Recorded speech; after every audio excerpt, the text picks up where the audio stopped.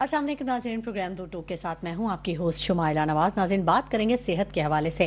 آپ نے سنا ہی ہوگا تندرستی ہزار نعمت ہے، لیکن لاپرواہی بڑے امراض کو جنم دے دیتی ہے۔ اور آج ہمارا جو موضوع ہے وہ ہے بریسٹ کینسر، چھاتی کا کینسر۔ پاکستان میں چھاتی کے کینسر کا جو پھیلاؤ ہے وہ تشویشناک حد تک جا چکا ہے اور ہر 9 میں سے ایک عورت اسی کا شکار نظر آتی ہے۔ ایک اندازے کے مطابق 1 کروڑ خواتین اس مہلک مرض میں مبتلا ہیں اور آگاہی اور وسائل کی کمی اکثر دیر سے تشخیص کا باعث بنتی ہے اور ہر سال کئی قیمتی جانوں کا ضیاع ہو جاتا ہے۔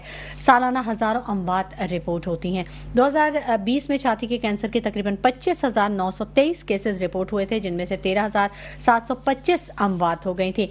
بریسٹ کینسر کی وجوہات کیا ہیں اور کیسے اس پر کنٹرول کیا جا سکتا ہے، علامات کیا ہیں، یہی تمام آج کے موضوع ہوں گے جن پر ہم بات کریں گے۔ میرے ساتھ جو میرا پینل موجود ہے، ڈاکٹر نور محمد سومرو صاحب میرے ساتھ موجود ہیں، ایکس اسسٹنٹ پروفیسر ہیں ڈاؤ یونیورسٹی اور آنکولوجسٹ بھی ہیں، جبکہ ڈاکٹر عدنان جبار صاحب نے بھی ہمیں جوائن کر لیا، ضیاء الدین اسپتال کے ہیڈ ہیں، پاکستان میڈیکل آنکولوجی سوسائٹی کے صدر ہیں۔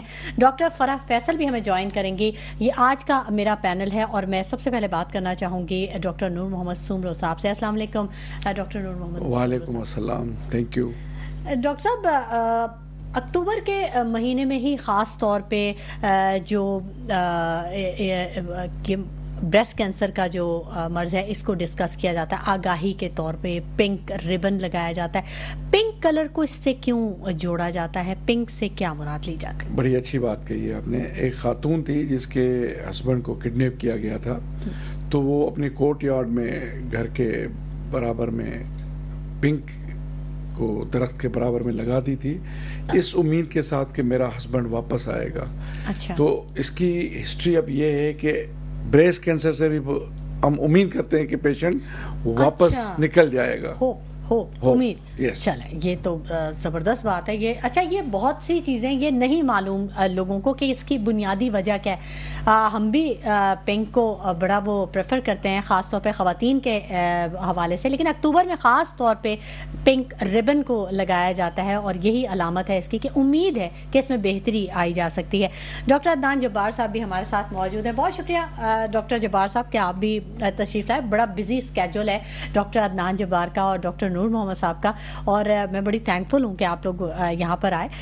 ڈاکٹر صاحب، یہ جو بریسٹ کینسر ہے اس کی علامات کے حوالے سے کیا علامات ہوتی ہیں، کیسے اس کی تشخیص کی جا سکتی ہے؟ خاص طور پہ جو جھجک کا معاملہ آتا ہے نا خواتین کے ساتھ، یہ بہت ایک بڑا معاملہ ہے، تو اس پہ کچھ روشنی ڈالیے گا۔ سب سے پہلے تو یہ کہ اس کے جو یوزول سمٹمز ہوتے ہیں، اکثر لوگوں کا خیال ہے کہ اس میں درد ہوتا ہے، لیکن بریسٹ کینسر میں عموماً درد نہیں ہوتا۔ اچھا، یوزلی چھاتی میں ایک گلٹی محسوس ہوتی ہے، لوگ ایسوشیٹ کرتے ہیں کہ میرے سینے میں چوٹ لگی تھی جس کی وجہ سے یہ گلٹی بن گئی، اور وہ اس بات کو طول دیتے رہتے ہیں کہ شاید یہ جو چوٹ لگی ہے اس کی وجہ سے ہے، لیکن عموماً جو بریسٹ کینسر کا مرض ہے وہ ایک گلٹی کے طور پہ محسوس ہوتا ہے۔ اب یہ گلٹی چھاتی میں بھی ہو سکتی ہے، بغل میں بھی ہو سکتی ہے۔ عموماً اگر بغل میں آ رہی ہے تو اس کا مطلب اب یہ مرض بڑھ رہا ہے۔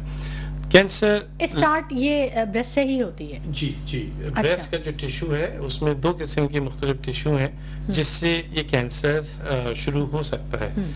جیسے کہ ہمارے ناظرین کو پتہ ہے، کینسر کسی بھی ایسی بیماری کو کہتے ہیں جس میں خلیے بغیر کسی روک ٹوک کے بڑھنے لگتے ہیں، تو یا تو یہ ڈکٹل کارسینوما ہوتا ہے یا لوبولر کارسینوما ہوتا ہے۔ دوسرے علامات اس میں کوئی بھی مواد رسنا تکلیف لیٹ سٹیجز میں جا کے ہوتی ہے، شروع میں نہیں ہوتی۔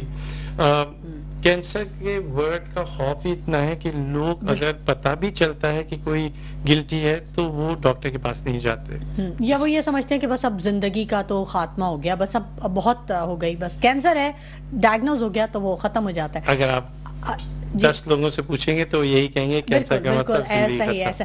اچھا ڈاکٹر نور محمد سومرو صاحب، آپ نے بھی بڑا کام کیا ہے، ظاہر ہے، کیا ہر گلٹی کو ہم کینسر کہہ سکتے ہیں؟ نہیں۔ اچھا، کوئی خاص ہر گلٹی کینسر ہو ہی نہیں سکتی ہے۔ جیسے ڈاکٹر صاحب نے کہا کہ گلٹی میں درد نہیں ہوتا، اب وہ خواتین جن کے خاندان کے اندر یہ بیماری موجود ہے ان کو کانشیس ہونا چاہیے، اور ہماری جو خواتین بہنیں ہیں ان کو 40 سال کے بعد स्क्रीनिंग मेमोग्राम कराना बहुत ज़रूरी है, जो पॉपुलेशन बेस होता है। ठीक है, अब हर गिट्टी, जैसे आपने पूछा कि कैंसर हो सकती है, नहीं, ज़रूरी नहीं है, लेकिन क्योंकि इस पे डॉक्टर साहब भी तस्दीक करेंगे कि every lump is not a breast cancer. ठीक है ना, तो इसमें परेशान होने की ज़रूरत नहीं है। बहुत सारे फाइब्रोएडिनोमास होते हैं, लेकिन हमें वहाँ पे कॉन्शियस होना होता है जहाँ फैमिली में ब्रेस्ट कैंसर रन होता है। यानी हम यूँ कह सकते हैं कि ये एक मौरूसी बीमारी है? नहीं, यहाँ पे मैं थोड़ा सा 95% ब्रेस्ट कैंसर मौरूसी नहीं होता। अच्छा। 95% ब्रेस्ट कैंसर उन लोगों में होता है जिनकी कोई फैमिली हिस्ट्री नहीं होती। उम्मूमन हमारी आवाम का ख्याल ये है कि ये जिनके खानदान में होता है सिर्फ उन्हीं को वालदा को है, या कभी किसी को खाला या किसी को है फैमिली। That's right. So वो सिर्फ 5% होता है। अच्छा। और जहाँ तक कितनी गिल्टी कैंसर हो सकती हैं, 10 में से 8 कैंसर नहीं होंगी। तो अच्छा। इसलिए हमारी ख़वातीन को परेशान नहीं होना चाहिए अगर वो कोई गिल्टी महसूस करती हैं। तो जैसे कि डॉक्टर सूनो ने कहा कि अपने मौलद से ज़रूर रब्ता कायम करें, ताकि कम से कम ये रूल आउट तो हो जाए कि ये बीमारी नहीं है। ठीक है, ठीक है। अच्छा, 1950 से 60 की दिहाई की अगर बात करें तो शहरी इलाकों में पहली बार छाती के कैंसर के केसेस रिपोर्ट हुए थे। अगर हम थोड़ा हिस्ट्री की तरफ देखें तो 1990 की दिहाई में छाती के कैंसर से मुतल्लिक आगाही मुहिम का आगाज़ किया गया, यानी लोगों को समझ में आया कि ये भी कोई बीमारी होती है जिससे ख़वातीन मुतासर होती हैं। अब 2000 के बाद इस पे बहुत ज़्यादा काम हुआ, तो अब दौरे जदीद है, बड़ी मशीनें एक से एक निकल आई हैं, तो क्या इसका इलाज मुमकिन है? नॉर्मली तो यही कहते हैं ना डॉक्टर साहब के कैंसर, वही जो अभी हम बात कर रहे थे, कैंसर हो गया तो फिर तो बहुत मसला है, पता नहीं इलाज हो ना हो।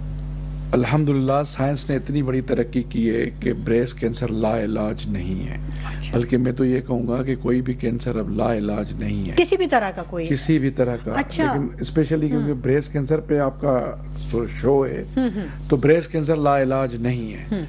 लेकिन अफसोस से कहना पड़ता है कि एशिया में सबसे ज्यादा पाकिस्तान में कैंसर की शरह ब्रेस्ट की ज्यादा है। दूसरा, हमारे यहाँ लेट स्टेजेस में रिपोर्ट होते हैं, जिसकी वजह से प्रोग्नोसिस, सर्वाइवल देर से होता है, शायनेस की वजह से, या ज़रूरी जो अखराजात हैं उनकी अवेलेबिलिटी, मतलब एक फिनेंशियल क्राइसिस की वजह से। बिल्कुल बिल्कुल, ये बड़ा इम्पोर्टेंट है कि अगर खातून अपनी तकलीफ का कभी इजहार करती है तो शायद उसको इतनी तवज्जो नहीं दी जाती है, एक मुआशरे का मिजाज बन गया है। डॉक्टर जब्बार साहब बहुत इस चीज़ को अंडरस्टैंड करेंगे, जो इनके पास आपके पेशेंट आते होंगे तो वो बिल्कुल उस स्टेज पे आते होंगे जब कोई चारा ना रहे, वो खौफ की वजह से। आई थिंक पाकिस्तान उन मुल्कों में शामिल होता है जहाँ पे इतनी चैरिटेबल ऑर्गेनाइजेशंस है, SIUT है, शौकत खानम है, और बहुत से ऐसे दीगर इंस्टीट्यूट्स हैं जहाँ पे सब्सिडाइज किसी भी कैंसर की ट्रीटमेंट होती है, दुनिया में और कहीं नहीं है। सो हम तो एक तरह से इस मामले में खुश नसीब हैं। और उमूमन मैं ये कहता हूँ कि 60 से 70% जो हमारे यहाँ कैंसर डायग्नोस हो रहा है वो स्टेज 3 स्टेज 4 में हो रहा है।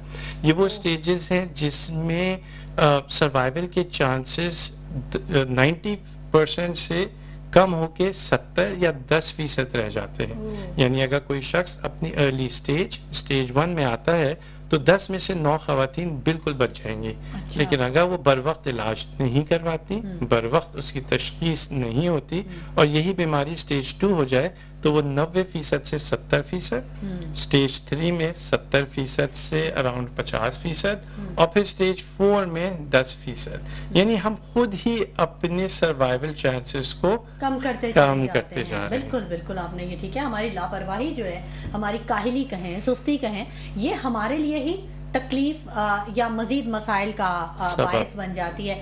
डॉक्टर नूर मोहम्मद साहब, आपने इससे पहले भी जब आप शो में आए थे तो आपने कहा था कि एक ख़ानदान को बताना बड़ा एक मसला है कि अगर किसी को डायग्नोज हो जाता है तो कैसे ख़ानदान को बताया जाए, उसके लिए आप कुछ तरबियत करते हैं अपने पेशेंट्स को, कुछ काउंसलिंग करते हैं? बहुत बड़ा अच्छा सवाल किया है। देखें, पहले पेशेंट का ट्रस्ट गेन करना होता है अपने ऊपर। पेशेंट जब आता है तो बहुत कंफ्यूज होता है। पेशेंट का जब ट्रस्ट आपके ऊपर होता है तो पूछा जाता है कि आपको कितनी नॉलेज है, یہ جو پیپر آپ لے کے آئے ہیں, آپ آپریشن کرا کے آئے ہیں, بایوپسی کرا کے آئے ہیں, آپ کو کیا بتایا گیا ہے. پھر ایٹماسفیئر ایسا ہونا چاہیے کہ کمرے میں وہ اور ان کے ریلیٹیوز ہوں, پھر ان سے پرمیشن لی جاتی ہے کہ یہ ریلیشن آپ کے ساتھ جو بیٹھا ہوا ہے اس کے برابر میں ہم بات کر سکتے ہیں یا نہیں کر سکتے. پھر اس کو بتایا جاتا ہے کہ اب آپ کی بیماری اس اسٹیج میں اور اس طرح کا علاج ممکن ہوگا. یعنی ایک دم سے نہیں کہ آپ یہ کینسر ہے, آپ کی اسٹیج 3 ہے, آپ کو یہ کرنا ہے. پیشنٹ کا پہلے ٹرسٹ گین کرنا ہوتا ہے اپنے اوپر, پھر دیکھتے ہیں کہ گریجولی اس کو تیار کرنا ہوتا ہے, اس کو مائنڈ میک اپ کرنا, دیکھنا ہوتا ہے کہ اس کو کتنا بیماری کے بارے میں معلومات ہے اور وہ کتنا ٹالریٹ کر سکے گی, اسٹرانگ کتنا ہے پیشنٹ آپ کا. پھر اس کا ریلیشن جو اس کے ساتھ آیا ہے, آیا اس کے سامنے ڈیٹیل بتانا بھی ہے یا نہیں, مناسب بھی ہے یا وہ اس سے زیادہ گھبرا جائے گا. یس, بعض اوقات پیشنٹ ٹالریٹ کر لیتا ہے, اس کے گھر والے جو اس کے ساتھ آتے ہیں وہ پھر اپسیٹ ہو جاتے ہیں, پھر اس کو مریض دیکھ کے اور زیادہ اپسیٹ ہو جاتا ہے. تو یہ ماحول تھوڑا ہمیں دیکھنا ہوتا ہے کہ اس کو کس طرح اور کس طرح بیڈ نیوز کو بریک کرنا ہے. ٹھیک ہے.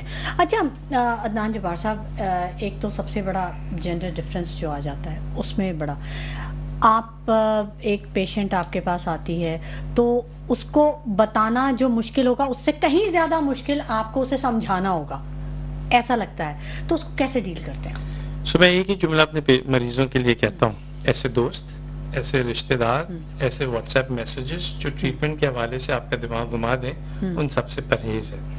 ہمارے یہاں ہمارے جو پڑوسی ہیں, جو ہمارے جان پہچان والے لوگ ہیں, وہ آپ کے ساتھ ایمپیتھی کرنے کے بجائے سمپیتھی کرنے آتے ہیں. وہ ایسے الفاظ استعمال کرتے ہیں جس سے مریض کا دل اور زیادہ بیٹھ جاتا ہے, خراب ہو جاتا ہے. ہمارے یہاں کینسر کے حوالے سے بہت آگاہی پھیلانا ضروری ہے, اس حوالے سے کہ یہ بھی علاج اس کا ہو سکتا ہے, یہ ڈیتھ سینٹینس نہیں ہے. مریض کو ہمت دیں, نہ کہ آپ آ کے کہیں ہائے بیچاری کو کینسر ہو گیا, ہائے اس کو بھی ہوا تھا, اس کی ٹریٹمنٹ. یہ بڑا خطرناک سینیریو ہوتا ہے جب کوئی آ کے اپنا ایکسپیرینس بتاتا ہے. ہم یوزلی اور وہ نیگیٹیوٹی میں جا رہا ہوتا ہے. اس لیے ایسے لوگوں سے دور رہنا بہت ضروری ہوتا ہے. دیکھیے, آپ آئیں, کوئی اور بات کریں, آپ اس کو حوصلہ دیں. ہم لو مڈل انکم کنٹری ہیں, ہمارے یہاں سائیکائٹرسٹ نہیں ہوتے. باہر کے ملکوں میں اگر پیشنٹ کو آپ, جیسے ابھی ہم بات کر رہے تھے, فرسٹ ٹائم آپ نیوز بریک کرتے ہیں تو ایک سائیکالوجسٹ بیٹھا ہوتا ہے. ڈاکٹر سے بات کرنے کے بعد وہ پیشنٹ سائیکالوجسٹ کے پاس جا کے تھوڑی دیر بیٹھتا ہے, کیونکہ آپ جب کہتے ہیں نا کینسر, باقی کے 30 منٹ 40 منٹ گھنٹہ بھی آپ گزار دیں تو وہ سب باتیں اس کے لیفٹ رائٹ سے جاری ہوتی ہیں. تو یہ بہت ضروری ہے کہ آپ پیشنٹ کے نفسیات کا خیال رکھیں, آپ اس کے بارے میں اس سے بات کریں اور اس کو ایسے موقع دیں کہ وہ اپنے دل کی بات کر سکے. اس لیے بہت ضروری ہے کہ یہ ہم آگاہی پھیلائیں کہ ٹھیک ہے کینسر ہے, پر آپ اس مریض کی مدد کریں, نہ کہ آپ اس کو اور پریشر میں ڈال دیں. ٹھیک ہے, بالکل یہ بہت ضروری ہے کہ پہلے ہم اپنے آپ کو تربیت کریں. پہلے ہمارے لیے آگاہی ہونی چاہیے کہ ہم کیسے ٹریٹ کریں اپنے ارد گرد ایسے پیشنٹس کو. ناظرین, گفتگو کا سلسلہ جاری رہے گا, لیکن وقت ہو گیا ایک چھوٹے سے بریک کا, کہیں مت جائیے گا, آج بہت اہم ٹاپک ہے, ہمارے ساتھ رہیے گا. ویلکم بیک ناظرین, گفتگو کے سلسلے کو ہم آگے بڑھائیں گے اور ہمارے اسٹوڈیوز میں بڑے پائے کے آنکولوجسٹ موجود ہیں اور ہماری رہنمائی کے لیے ہمارے سوالوں کے جواب دے رہے ہیں. ہم جو مسئلہ ان سے ڈسکس کر رہے ہیں وہ بڑے بہتر انداز میں ہمیں بتا رہے ہیں. بات ہم کر رہے ہیں بریسٹ کینسر کے حوالے سے, خصوصی یہ پروگرام ہے اور اس پر ہمارے ساتھ موجود ہیں ڈاکٹر نور محمد اور ڈاکٹر عدنان جبار. نور محمد صاحب, اس مرض کی تشخیص خود سے کیسے کی جا سکتی ہے؟ ایک خاتون کو کیسے پتہ چلے گا انیشیل اسٹیج میں کہ مجھے یہ مرض لاحق ہو گیا ہے؟ کوئی ایسی سمٹم, کوئی کامن ایسی سمٹم کہ وہ فوری طور پہ اس کو اندازہ ہو جائے؟ آپ نے شروع میں کہا کہ جو لمپ ہے جس کو آپ کٹلی کہتی ہیں, اگر آپ کو سیلف بریسٹ ایگزامینیشن میں, ہم تو کہتے ہیں نا کہ ہر مہینے بچیاں ہماری بہنیں خود معائنہ کریں اپنے پستان کا, تو اگر کہیں لمپ نظر آتا ہے تو اپنے معالج کے پاس ضرور جائیں. یہاں پھر میں کہوں گا, جیسے ڈاکٹر عدنان صاحب نے کہا کہ 5 سے 10% لوگ ٹرانسفارم ہوتے ہیں اپنی ख़ानदान से, तो उनको तो ज़्यादा तवज्जो देनी चाहिए उस वक़्त जब अगर उसके अंदर गिटली है, ख़ास करके 30-35 साल में।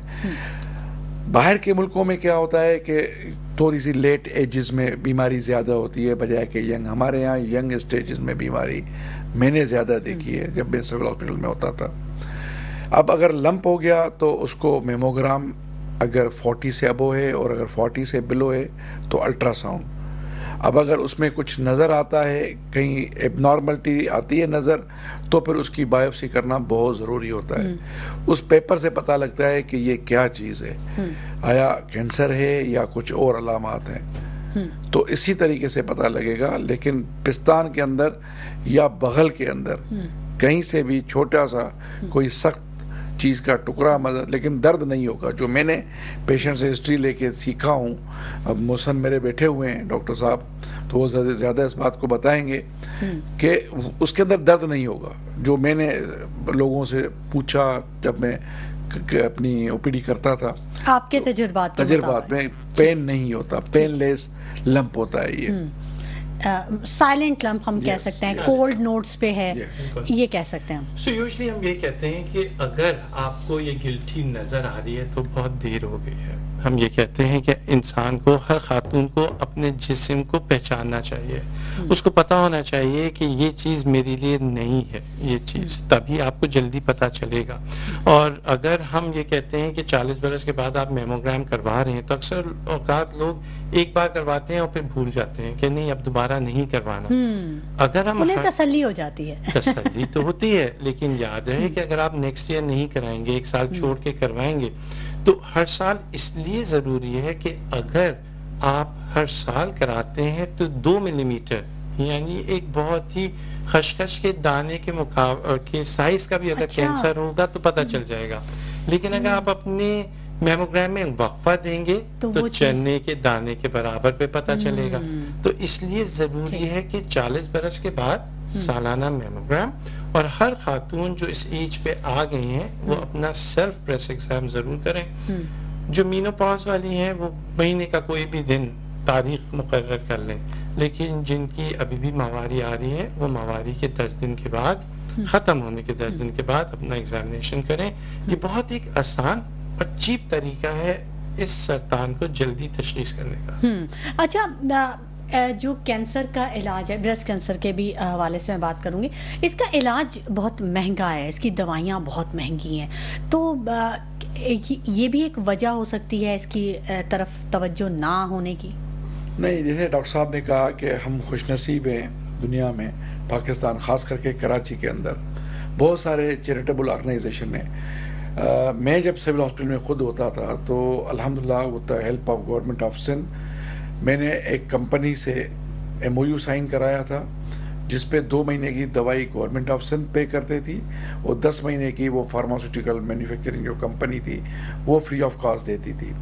और उसमें लोगों को काफ़ी सारी एक हेल्प मिल जाती थी, चाहे पाकिस्तान के अंदर कहीं किसी भी कंसल्टेंट का पेशेंट होता था तो वो दवाई आके रजिस्टर करा के ले सकता था। नो डाउट इलाज बहुत महंगा है, क्योंकि पाकिस्तान के अंदर GDP का रेशो देखें तो मैं $15 पर डे के हिसाब से मैक्सिमम बता रहा हूँ कि ज़्यादा इनकम नहीं है। मैं हमारी इन्वेस्टिगेशन, अफसोस से कहना पड़ता है, डॉक्टर साहब इसकी तस्दीक करेंगे, कोई इंफ्रास्ट्रक्चर एक जगह पे है ही नहीं। दुनिया में आप जाएं, B के साथ ब्रेस्ट ब्लॉक होगा तो उसके अंदर सारी इन्वेस्टिगेशन, ऑपरेशन से लेके, बायोप्सी से लेके, रेडियोलॉजी से लेके कीमोथेरेपी तक एक ब्लॉक के अंदर होगा। हमारे यहाँ आज इधर एक टेस्ट होगा, कल दूसरा टेस्ट होगा, परसों तीसरा टेस्ट होगा। बिल्कुल बिल्कुल। डॉक्टर फराह फैसल ने भी हमें ज्वाइन कर लिया है, उनसे भी बात कर लेते हैं। ऑन कॉल हमारे साथ मौजूद है। अस्सलाम वालेकुम डॉक्टर फराह फैसल साहिबा। वालेकुम अस्सलाम, कैसी हैं आप? अल्हम्दुलिल्लाह डॉक्टर फराह फैसल साहिबा, मैं जानना चाहूँगी, आप ब्रेस्ट कैंसर के हवाले से बहुत आगाही मुहिम चलाती हैं, बहुत लोगों को अवेयरनेस दे रही होती हैं, तो क्या आउटपुट आता है आपके पास? देखिए, जहाँ तक ब्रेस्ट कैंसर से अवेयरनेस के मुताल्लिक बात है कि इसमें हमारा जो बेसिक टारगेट है वो ये कि हर फीमेल को तक ये नॉलेज जरूर पहुँचे कि ब्रेस्ट कैंसर क्या है और उससे बचाव कैसे मुमकिन है। ब्रेस्ट कैंसर उन अमराज में से है जिनके लिए कहा जाता है कि जितनी जल्दी तशखीस होगी उतना बेहतर और मुकम्मल तौर पर उसका इलाज मुमकिन है। اور لکیلی ہم یہ کہیں گے کہ اس کا جو تشخیص ہے اس میں کوئی ہارڈ اینڈ فاسٹ بہت بڑی بہت مشکل چیزیں نہیں آتی. ہم فیمیلز کو گائیڈ کرتے ہیں کہ کیا تبدیلیاں ہیں, کیا چینجز ہیں جو آپ اپنے آپ میں دیکھیں, تو اس کے لیے آپ ڈاکٹر سے رجوع کریں. لیکن prevention is better than cure, احتیاط علاج سے بہتر ہے.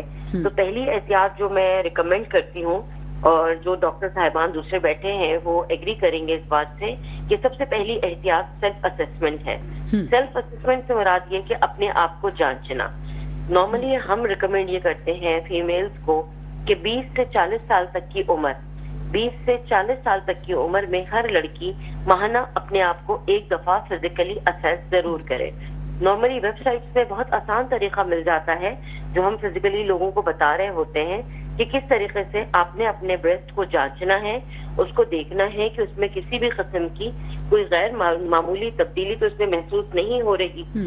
اس کے لیے ایک گائیڈ لائن ہے جو بیسک گائیڈ لائن کہلاتی ہے, وہ یہ کہ مہینے کا کوئی ایک دن مخصوص کر لیا جائے. فار ایگزامپل آئیڈیل ٹائم ہوتا ہے پیریڈ سے فارغ ہونے کے بعد, کیونکہ اس وقت بریسٹ میں کوئی غیر معمولی تبدیلی نہیں ہوتی, ان میں قدرتی طور پہ کوئی سختی نہیں ہوتی, تو معمولی سے معمولی تبدیلی بھی دیکھی جا سکتی ہے. نمبر 1. نمبر 2 یہ کہ 40 ایئرس کی ایج کراس کرنے کے بعد آئیڈیل ہے کہ ہر سال ایک دفعہ میموگرافی ضرور کروائی جائے. اس میں ہم ایک بات اور یہ بھی کہتے ہیں کہ بہتر ہوگا کہ اگر آپ ایک دفعہ سالانہ کلینکل چیک اپ کروا لیں. سیلف اسسمنٹ تو آپ کر ہی رہے ہیں, لیکن سال میں ایک دفعہ اپنی جنرل فزیشین سے ایک کلینکل چیک اپ کروا لیں, جس میں ڈاکٹر آپ کو مکمل طور پہ ٹرین بھی کر سکے کہ آپ کو کیا کیا کیسے دیکھنا ہے اور آپ کو جانچ بھی سکے. پھر ہمارے پاس آ جاتے ہیں وہ لوگ جو ہائی رسک گروپ ہیں. ہائی رسک کا مطلب ہے کہ وہ لوگ جن میں چانسز زیادہ ہوتے ہیں چھاتی کے سرطان میں مبتلا ہونے کے. وہ خواتین جن کی فرسٹ بلڈ ریلیٹیوز میں سے کوئی بریسٹ کینسر میں مبتلا ہو, لائک ان کی والدہ, ان کی خالہ, ان کی بہن, ان میں سے اگر کسی میں بھی بریسٹ کینسر رہا ہو تو ان میں اس کی شرح بڑھ جاتی ہے. اینڈ وائس ورسا سیم کہ اگر ان کے فادر کی فیملی میں بھی کسی کو بریسٹ کینسر ہے تو بھی ان میں چانسز رہتے ہیں. نمبر 2 یہ کہ وہ خواتین جو ہارمونل تھراپیز کے اوپر ہیں ان میں بریسٹ کینسر کے چانسز بڑھتے ہیں. اس کے بعد وہ خواتین جو ہائپر ٹینشن یا ڈائبٹیز کے مرض میں مبتلا ہوں ان میں بریسٹ کینسر کی چانسز جو ہے وہ بڑھ جاتے ہیں. موٹاپا بھی ڈاکٹر صاحبہ اس کی ایک وجہ ہو سکتا ہے؟ موٹاپا میں اگر کوئی شخص مبتلا ہوتا ہے تو وہ ہائی رسک گروپ میں آ جاتا ہے. ٹھیک ہے, ہائی رسک گروپ میں آنے کا مقصد یہ بارڈر لائن پہ آ گیا, یعنی بارڈر لائن پہ یہ کہ اس کو اپنی اسسمنٹ یا اپنا معائنہ فریکوینٹلی کروانا چاہیے. لائک اگر سال میں ایک دفعہ کروایا, نارمل آیا, اگلے سال لازمی کروائے. چھوڑے نہیں یہ سوچ کر کے کہ ابھی تو صحیح آ گیا تھا, اب جب کبھی تکلیف ہوگی زندگی میں تو دیکھیں گے. جتنی جلدی تشخیص اتنا بہتر اور مکمل علاج اس کے لیے ہے. اور جو گائیڈ لائن ہم لوگوں کو دیتے ہیں وہ یہ ہے کہ آپ اپنے لائف اسٹائل کو امپروو کریں. سب سے پہلے اسٹریس فری لائف گزاریں, اچھی غذا کا استعمال کریں. اگر کسی ایسے مرض میں مبتلا ہیں تو کوشش یہ کریں کہ وہ بیماری آپ کی مینٹین رہے یا وہ کیورڈ رہے, جس کو ہم ہائپر ٹینشن یا ڈائبٹیز کے حوالے سے, کہ ان کے لیول خراب نہ ہونے پائیں, وہ کنٹرول چلتے رہیں. بالکل درست فرمایا ڈاکٹر فرح فیصل صاحبہ آپ نے کہ ٹینشن سے دور رہنا چاہیے. ٹینشن تمام بیماریوں کی جڑ ہے. لیکن میں آپ کو ایک چیز بتاؤں, کیونکہ جب ہم شوز کر رہے ہوتے ہیں اور جو ہمارے پاس خبریں آ رہی ہوتی ہیں کہ اتنا ٹینشن زیادہ ہو چکا ہے, اتنا انکریز کر چکا ہے معاشرے میں کہ کوئی شخص بچا ہی نہیں کہ وہ ہائپر ٹینشن میں نہ مبتلا ہو یا اس کو ڈپریشن نہ ہو. مطلب ہر شخص اپنی جگہ پیشنٹ ہے. پتہ نہیں چھوٹی چھوٹی باتوں پہ گھر ٹوٹ جاتے ہیں اور قتل و غارت ہو جاتی ہے, پتہ نہیں کیا کچھ ہو جاتا ہے. تو کیسے مہنگائی آپ دیکھیں اور بہت ساری چیزیں, سارے فیکٹرز تو ہیں, ٹھیک ہے, لیکن ہمیں زندگی صرف ایک بار ملتی ہے اور زندگی یہ سمجھنے کی ضرورت ہے. یہ زندگی اللہ تعالیٰ نے بہت پیاری بنائی ہے اور ہمیں توکل اللہ پہ بھی رہنا ہے. اگر ہم یہ سوچیں کہ ہر چیز فقط ہمارے اختیار میں ہے تو یہ ممکن نہیں. آج اگر میں ایک پری نرسری کے بچے سے بھی پوچھوں گا نا کہ تم خوش ہو, تو وہ کہے گا نہیں بڑی ٹینشن ہے, ٹیچر نے بڑا ہوم ورک دیا ہے. تو ٹینشن تو زندگی کا حصہ ہے ایگزیکٹلی, لیکن پازیٹیو ڈائریکشن میں زندگی کو گزارنا وہ تو ہمارے اختیار میں ہے.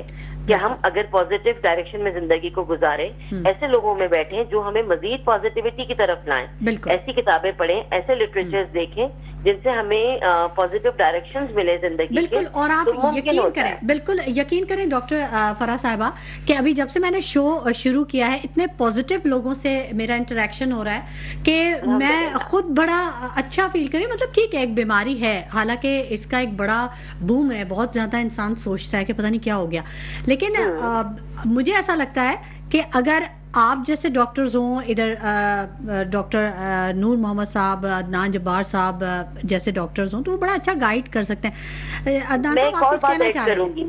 میں ایک اور بات ایڈ کروں گی تھوڑی سی، وہ یہ کہ اگر اس پروگرام کے توسط سے کوئی بھی خاتون یہ بات سن رہی ہیں یا حضرات، اور آپ کی فیملی میں کوئی بھی بریسٹ کینسر میں مبتلا ہے تو کائنڈلی اس کو آئسولیٹ کر کے مت رکھیں، ٹھیک ہے، اس کو بھی معاشرے کا ایک بہت اہم ممبر بنا کے رکھیں، نمبر 1. سیکنڈلی ڈفرینٹ گروپس ہوتے ہیں جو اس کے لیے کام کرتے ہیں. سوشل میڈیا کا زمانہ ہے، فیس بک پہ ٹیکنالوجی بہت آگے ہے، بہت آگے. ایگزیکٹلی کئی ایسے پیجز ہیں جو بہت موٹیویشنل ہوتے ہیں. بریسٹ کینسر میں اگر کوئی مبتلا ہے تو بریسٹ کینسر کے حوالے سے کئی پیجز ہیں جو بہت موٹیویٹ کرتے ہیں، لائف اسٹائل بتاتے ہیں. ٹیکنالوجی سے فائدہ اٹھانا چاہیے. ڈاکٹر فرح صاحبہ، ڈاکٹر فرح جیسے کہ ڈاکٹر عدنان صاحب سوسائٹی کے پریزیڈنٹ بھی ہیں اور الحمدللہ اس پہ یہ کام کر رہے ہیں کہ ہم اس آگاہی کو کس طرح آرگنائز کریں اور ان میں سب سے زیادہ بینیفٹ ہماری جو پاپولیشن ہے ان میں کیسے پہنچائیں. ہی از ورکنگ آن اٹ، اور میں خود بھی کہوں گا کہ عدنان صاحب کو خود بھی اس بارے میں ہمیں بتائیں. بالکل بتائیے عدنان جبار صاحب، اور یہ بھی ساتھ بتائیے گا کہ یہ چھوت کی بیماری نہیں ہے، یہ بڑا ایک لوگوں میں ہے. یہ آپ نے بہت اچھی بات کہی، کیونکہ بہت سارے لوگ ہمارے یہاں انفیکٹ کچھ نرسز بھی ہیں جو آنکالوجی وارڈ چھوڑ کے چلے جاتے ہیں یہ کہہ کے کہ یہ آنکالوجی وارڈ ہے، کہیں ہمیں بیماری نہ لگ جائے. سو کینسر چھوت کی بیماری نہیں ہے. کینسر ضروری نہیں ہے کہ آپ کسی کینسر کا مریض، اس کے گھر والے ایک پلیٹ میں کھانا کھا سکتے ہیں، وہ ایک کمرے میں رہ سکتے ہیں، وہ بچوں کو گود میں لے سکتے ہیں. کینسر کی ٹریٹمنٹ کے حوالے سے بہت زیادہ افواہیں ہیں، متس ہیں کہ کیمو لگے گی تو درد ہوگا، کیمو لگے گی تو پیشنٹ جو ہے وہیں پہ ختم ہو جائے گا. بایوپسی کی مت ہے کہ میں بایوپسی کراؤں گی تو پھیل جائے گا، تو وہ چھڑ جائے گا. بالکل ایسا ہی ہے. ہمارے معاشرے میں متس زیادہ ہیں انفارچونیٹلی، اور ہماری جو عوام ہے وہ متس کے پیچھے زیادہ جاتی ہے، اور پیری فقیری بھی بہت زیادہ ہے. دم درود شروع ہو جاتا ہے. میں ہمیشہ یہی کہتا ہوں کہ ہم 21ویں صدی میں ہیں، ہمارے گھروں میں فلیٹ ٹی وی تو ہیں، ہمارے گھروں میں یا ہاتھوں میں اسمارٹ فون تو ہیں، لیکن جب ٹریٹمنٹ کے حوالے سے بات ہوتی ہے تو ہم وہی 16ویں صدی میں چلے جاتے ہیں جہاں ہومیوپیتھک اور وہ ادویات جو ٹھیک ہے وہ ماڈرن ادویات کی ماں ہے، ان سے ہم نے سیکھا ہے. لیکن اس کا مطلب یہ نہیں ہے کہ آپ اپنا علاج جو ہے وہ کبوتر کے پہ نہیں جانا چاہیے، سیلف میڈیکیشن نہیں کرنی چاہیے. اور وہ امی نے کہا تھا، دادی نے کہا تھا، وہ چیزیں جو ہیں وہ زیادہ نقصان کرتی ہیں. بالکل، وہ آپ سر درد کے لیے استعمال کر سکتے ہیں، پیٹ خراب ہو تو کر سکتے ہیں، دانت میں درد ہو تو لونگ رکھ سکتے ہیں، بٹ کینسر کا علاج ایسے نہیں ہوتا. وہ کسی بھی اسٹیج میں ہو اس کے لیے میڈیکیشن ضروری ہے پراپر. بالکل. اور ایک بات جو ڈاکٹر فرح نے کہی اس کو میں ایک بار پھر ریٹریٹ کروں گا کہ ایک بار آپ کینسر کے مرض کے بعد ان کا علاج مکمل کرنے کے بعد جب نارمل لائف میں آتے ہیں تو ہمارے معاشرے میں ان پیشنٹس کی ایکسیپٹنس نہیں ہے. وہ ان کو ہمیشہ مریض جو ہے ایک طرح سے کہہ کے ایک طرف الگ کر دیتے ہیں، وہ کبھی نارمل نہیں آتے، وہ آئسولیٹ ہو جاتے ہیں، سمجھتے ہیں کہ شاید مجھے کوئی بڑی بیماری ہو گئی ہے.